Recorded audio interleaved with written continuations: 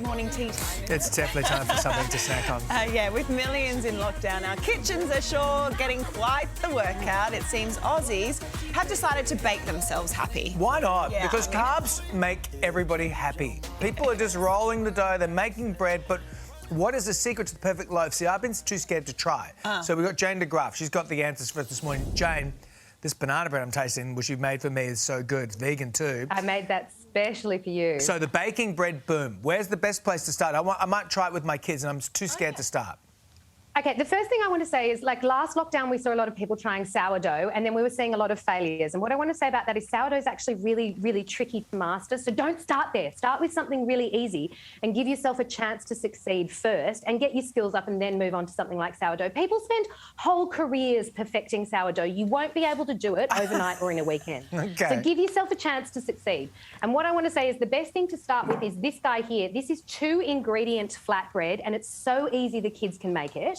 And this is literally made of Greek yogurt and some self-raising flour in equal parts. So 1 cup of the yogurt to 1 cup of the flour. Mix that together really lightly. No kneading, nothing. Just bring it together with your fingers, roll it out, break it into pieces, and then fry it in the fry pan. And you get this beautiful, fluffy, light flatbread that the kids can make. It's so easy. You can turn this into a pizza base. You can roll it out thinner and make a wrap, or you can have these lovely, puffy little flats here like I've got. Oh, that looks so good. No kneading, though. I mean, the kneading part's the fun bit, right? Well, no, see, it depends on if the kids are doing it. If the kids are doing it to knead bread, it depends on how needy you are. If the kids are doing it, you really need to get some, sort of some real muscle grease into that, and it can be hard for kids to do. So if you want something that's quick and easy for the kids, I guarantee this is a surefire winner every time because it's ready in like 10 minutes. What about this banana bread that I've just eaten? Is this something sweeter we can start with? Because this is just amazing. The great thing about banana bread is it's actually more like cake than bread. So what you're doing here is, again, you're skipping out on the kneading bit. There's no yeast involved, so you don't have to wait for it to rise. It's just pop it all into your stand mixer or your bowl, mix it all up, pour it into a cake tin and bake it. But it comes out looking like a beautiful loaf. It is really cake. That's the secret. It's really cake, but it looks like a loaf. And it's a great excuse to have, cake for breakfast, as far as I'm concerned. But excellent. Banana bread's fantastic, especially if you've run out of eggs, because bananas hold the bread together instead of eggs. So it's a great one to keep you away from the shops at the moment as well, which is good. I don't know how many times I've said that to my kids for banana bread for breakfast, and it's cake, guys. You can't have cake for breakfast. Cake for breakfast. I always leave the bananas and I'll leave that for the banana bread, and then I never end up getting to the banana bread. Well, the other thing too is if you make the banana bread freezes really, really well, and then you just defrost it and pop it in the toaster. See? Well, it sounds really easy, so you should just get to it. Especially when you've got a few extra hands at home to help you out. And we've got all the kiddies at home with us right now. So you mentioned the bread at the beginning, but what else can we get them involved in?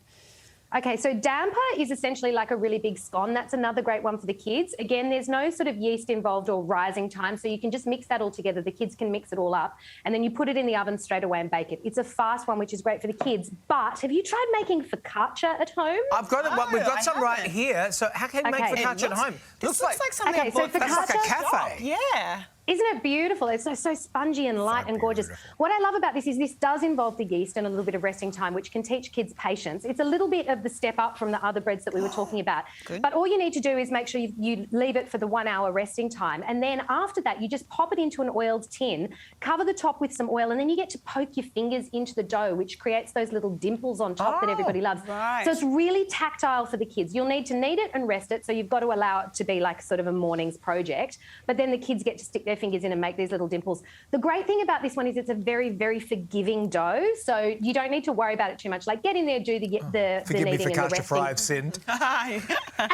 You can be really lazy with focaccia, which is a good one for the kids, but it's that sort of next level of baking, which is fun but not too hard, which is a great one. And what, have you sprinkled a bit of salt and rosemary on top? It tastes like being in Italy. On the top of this get in here. Yep. This is Dan Della Porta, who's our Italian floor manager. It's really good. Try the focaccia, Dan, because it's fully traditional. Take your mask down for a second. Do I have to tell you to do that? Yeah, doesn't that taste like home? It's a good one. Bellissimo.